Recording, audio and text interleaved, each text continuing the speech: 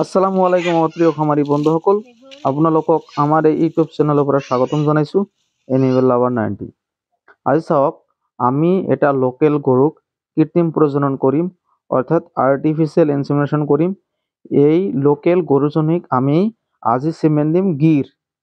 গিৰ চিমেণ্টটো আপোনালোকে গম পায়নে নাই? গিৰ হ'ল এইটো ৰঙা গৰু, লাল হয় আৰু কাণবিলাক দীঘল হয়। গিৰ আমাৰ গাঁৱলীয়া ভাষাত কিছুমানে গম পায় গিৰ বুলি। সেইটো গৰু হ'ল গিৰ। সেইটো গিৰৰ চিমেণ্ট দিম আজি এটা লোকেল গৰুক। আমি যদি লোকেল গৰুক গিৰ চিমেণ্ট দিওঁ আৰু সেই গৰুৰ পৰা যিটো পোৱালি হ'ব সেই পোৱালিটো হ'ব গিৰ, অৰ্থাৎ লাল হ'ব। পোৱালিটো বহুত ধুনীয়া হ'ব, পোৱালিটো বহুত ভাল লাগিব। সেইকাৰণে আমাৰ যিবিলাক থলুৱা গৰু আছে, লক্ষ্মী গৰু অৰ্থাৎ লোকেল গৰু, আমাৰ যিবিলাক লোকেল গৰু আছে অৰ্থাৎ আমাৰ দেশত যিবিলাক সৰু সুৰা গৰু আছে, এই গৰুবিলাকক নাম দিয়া হৈছে লক্ষ্মী বুলি। এই লক্ষ্মী গৰুবিলাকক আমি এতিয়া গিৰ চিমেণ্টেৰে আৰ্টিফিচিয়েল ইনসেমিনেশ্যন কৰিম, অৰ্থাৎ কৃত্ৰিম প্ৰজনন কৰিম। আৰু এই কৃত্ৰিম প্ৰজনন কৰাৰ ফলত যিটো পোৱালি হ'ব সেই পোৱালিটো বহুত উন্নত হ'ব।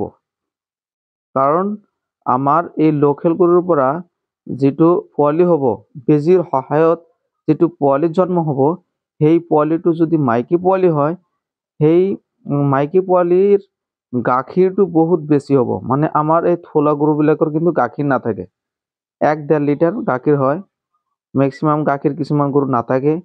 ঠিক কিন্তু এই গৰুবিলাকক আমি যদি আৰ্টিফিচিয়েল ইনসেমিনেশ্যন কৰিব পাৰোঁ, অৰ্থাৎ কৃত্ৰিম প্ৰজনন কৰিব পাৰোঁ, তাৰ ফলত যিবিলাক পোৱালি জন্ম হ'ব সেই পোৱালিবিলাকৰ কিন্তু আকৌ গাখীৰ বেছি হ'ব।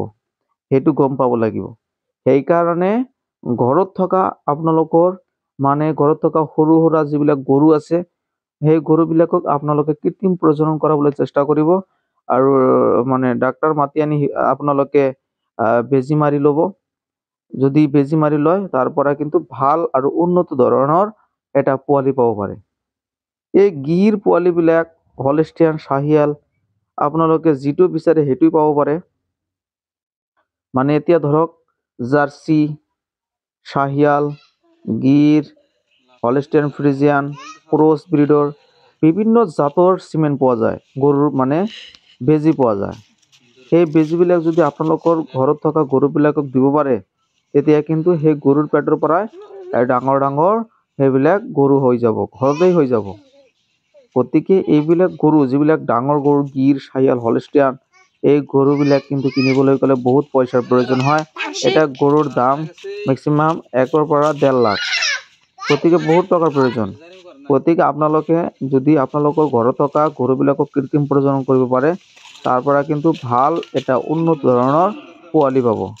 সেইকাৰণে আপোনালোকৰ ঘৰত থকা সৰু সুৰা যিবিলাক গৰু আছে, এই লক্ষ্মী গৰুবিলাকক আপোনালোকে কৃত্ৰিম প্ৰজনন কৰাবলৈ চেষ্টা কৰিব। আপোনালোকে যদি গৰুটো হিটত আহে, তেতিয়া আপোনালোকৰ ওচৰত থকা ভেটেনাৰীৰ লগত যোগাযোগ কৰিব বা ভেটেনাৰী হস্পিটেলত লৈ যাব, তাতে বেজী মাৰিব পাৰিব। আৰু যদি এয়াৰ টেকনিচিয়ান আপোনাৰ ওচৰত থাকে বা ভিলেজত থাকে, তাক ফোন কৰিলে আহি ঘৰতে বেজী মাৰি দিব। আমি কিন্তু মানুহৰ ঘৰত গৈ কৃত্ৰিম প্ৰজনন কৰি দিওঁ। আমাক মানুহে মাতে।